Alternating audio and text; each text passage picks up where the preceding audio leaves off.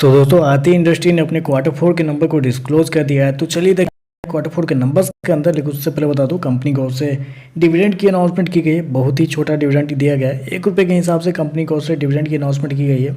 चलिए नंबर देख लेते हैं। डाटा क्रोज में दिया गया है। तो देखिए पिछले क्वार्टर में कंपनी का टोटल रेवेन्यू जो कंपनी ने ऑपरेशन के थ्रू जनरेट किए थे 1843 करोड़ के आसपास, पिछले साल 1773 करोड़ के आसपास, जबकि अभी देखें तो बढ़ के 1949 करोड़ आपको जाता हुआ देखने को मिला। तो साल दर साल जाते हैं तो साल दर साल कंपनी की रेवेन्यू के अंदर तेजी आपको देखने को मिल रही है। लगभग बोल सकते हैं आप 10% के आसपास का जंप है कंपनी की रेवेन्यू के अंदर साल दर साल। जबकि क्वार्टरली बेस पे जाते हैं तो क्वार्टरली बेस पे लगभग 6% के आसपास की तेजी। तो कंपनी का रेवेन्यू देखें तो आपको साल दर साल क्वार्टर बढ़ता हुआ देखने को मिल रहा है।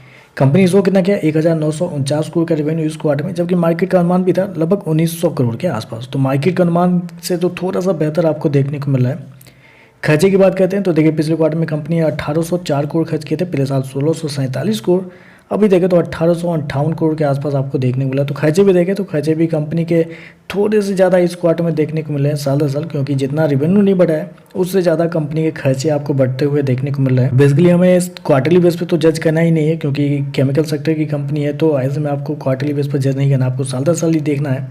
चलिए कंपनी का प्रॉफिट क्या निकलता है वो देखते हैं।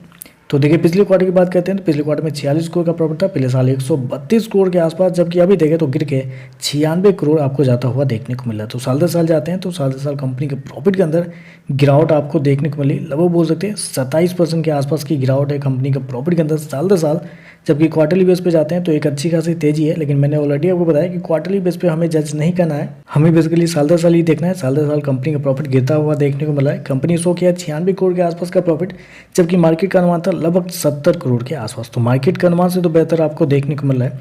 और अगर कंपनी के मार्जिन की बात करते हैं तो पिछले साल कंपनी का मार्जिन 7.4 के आसपास था, पिछले क्वार्टर में देखते हैं तो 2.5% के आसपास, जबकि इस क्वार्टर में देखते हैं तो कंपनी का जो मार्जिन है वो 4.9 के आसपास जाता हुआ देखने को। तो साल दर साल तो गिरा है कंपनी का मार्जिन, लेकिन क्वार्टरली बेस पे आपको बढ़ता हुआ देखने को मिल रहा है। चलिए कंपनी का ईपीएस क्या है वो देखते हैं। पिछले क्वार्टर में ₹1.27, पिछले साल ₹3.64, अभी देखें तो ₹2.64 का आपको देखने को मिल रहा है। और जिस प्राइस पे शेयर आपको ट्रेड करता हुआ देखने को मिला है, जो कि लगभग ₹448 के आसपास है, उस पर अगर करंट पी निकालने के लिए जाते हैं तो वो आपका निकल के आता है 49। तो 49 के पी पे शेयर आपको ट्रेड करता हुआ देखने को मिल रहा है।